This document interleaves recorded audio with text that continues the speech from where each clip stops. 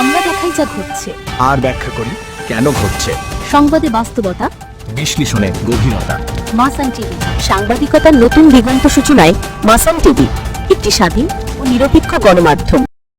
ভুরুঙ্গামারীতে SSC প্রশ্নপত্র ফাঁসে জড়িত শিক্ষকদের পুনর্বহাল না করার দাবিতে মানববন্ধন অনুষ্ঠিত।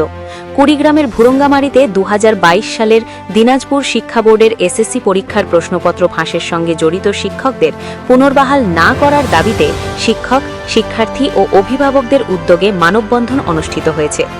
সোমবার 6 নভেম্বর দুপুরে উপজেলার কলেজ মোড়ে ইসলামী ব্যাংকের সামনে নেহাল উদ্দিন পাইলট বালিকা উচ্চ বিদ্যালয়ের শিক্ষার্থী, শিক্ষক, কর্মচারী ও অভিভাবকদের আয়োজনে এ মানববন্ধন ও সমাবেশ অনুষ্ঠিত হয়।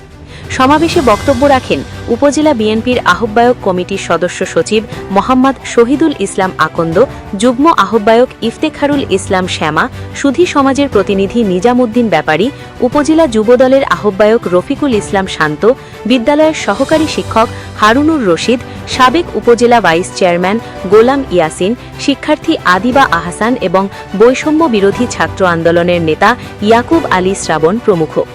বক্তারা বলেন, প্রশ্নপত্র ফাঁসের মতো গুরুতর অনিয়মের সঙ্গে জড়িতদের পুনরায় শিক্ষা প্রতিষ্ঠানে ফিরিয়ে আনা হলে শিক্ষার পরিবেশ মারাত্মকভাবে ক্ষতিগ্রস্ত হবে এবং শিক্ষার্থীদের ভবিষ্যৎ হুমকির মুখে পড়বে।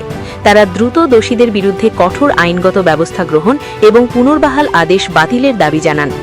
জানা গেছে, 2022 সালে দিনাজপুর মাধ্যমিক ও উচ্চ মাধ্যমিক শিক্ষা বোর্ডের অধীনে অনুষ্ঠিত এসএসসি পরীক্ষার 6টি বিষয়ের প্রশ্নপত্র ফাঁসের ঘটনায় নেহাল উদ্দিন পাইলট বালিকা উচ্চ বিদ্যালয়ের সাময়িকভাবে বরখাস্তকৃত সাবেক প্রধান শিক্ষক মোহাম্মদ লুৎফর রহমানকে হাতে নাতে আটক করা হয়। এ ঘটনায় তার সহ 7 জন শিক্ষক কর্মচারীর বিরুদ্ধে মামলা দায়ের করা হয়। পরবর্তীতে আদালত 14 জন সাক্ষীর মধ্যে 5 জনের সাক্ষ্য গ্রহণ শেষে আসামিদের বেকসুর খালাস দেন। তবে রাষ্ট্রপক্ষ 2026 সালের 10 ফেব্রুয়ারি কুড়িগ্রাম দায়রা জজ আদালতে এ রায়ের বিরুদ্ধে আপিল করে, যা বর্তমানে বিচারাধীন রয়েছে। এদিকে মামলা চলমান থাকা সত্ত্বেও মাধ্যমিক ও উচ্চশিক্ষা অধিদপ্তর মাউসি অভিযুক্ত শিক্ষকদের পুনর্বহালের নির্দেশ দিলে এলাকায় উত্তেজনা সৃষ্টি হয়।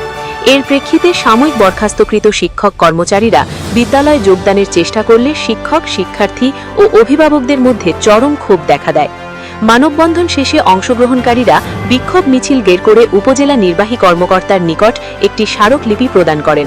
স্মারকলিপিতে প্রশ্নপত্র ফাঁসের সঙ্গে জড়িত শিক্ষক ও কর্মচারীদের স্থায়ীভাবে অপসারণ এবং ভবিষ্যতে কোনোভাবেই তাদের বিদ্যালয়ে যোগদান করতে না দেওয়ার জন্য প্রয়োজনীয় ব্যবস্থা গ্রহণের দাবি জানানো হয়। সাংবাদিকতার নতুন দিগন্ত সূচনায় মাসান টিভি, একটি স্বাধীন ও নিরপেক্ষ গণমাধ্যম।